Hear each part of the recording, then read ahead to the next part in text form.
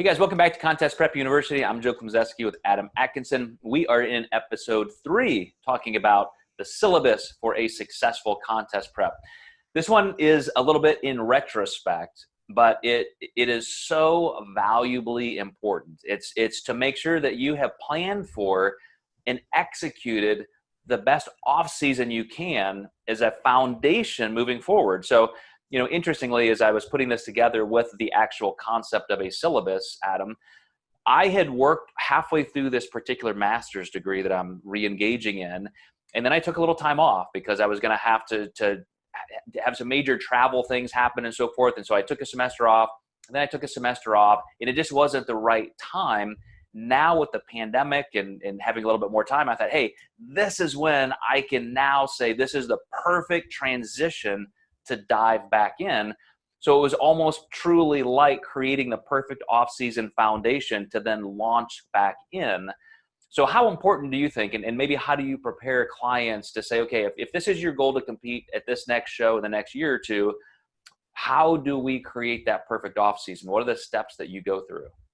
Yeah, the first thing, when I'm looking at off season with a client, I'm looking at somebody who's already competed. So going back to the show, what's some of the feedback we got? Was their body fat low enough? Maybe body fat needed to be lower. I'm not going to let someone gain too much weight in the off season in that event. So it's really dividing up the feedback and then creating that perfect plan from there. And we could go a lot of different directions because you and I have a lot of different clients. All of this kind of falls back into body type of the client too. Did they need a longer prep and still not quite lean enough? A lot of times we don't even get a chance to see the muscular foundation that person has. So it gets really hard to decide even, well, what should we do with your training? You can still pick and pull some things apart and say, well, we definitely need to work on this. But some of it is still a little bit hidden for us to be able to see. Then other times you have clients who are shredded and they're just too small. And these are people who we want a longer off season, more time off, more time to adapt hormones upward, to have a really nice anabolic environment for them to grow.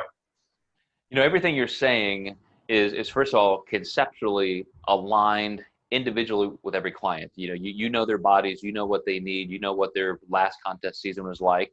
So again, that just completely puts aside any cookie cutter type programming. You're not going to be able to say, oh, this is what I do with all my clients as their first step into the off season, et cetera. But I do look specifically also at these things like, okay, if we're going to have 6 months or 9 months or 12 months for an off season or 2 years, then let's take advantage of this first rebound. You've been dieting.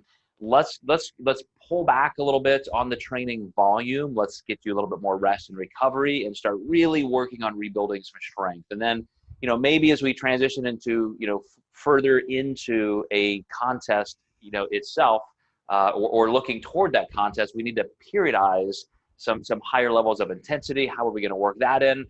So, without saying that I can give you an actual approach, it's at least a thought process to say, this is how much time we have. We know your physique. We know what your goals have to be.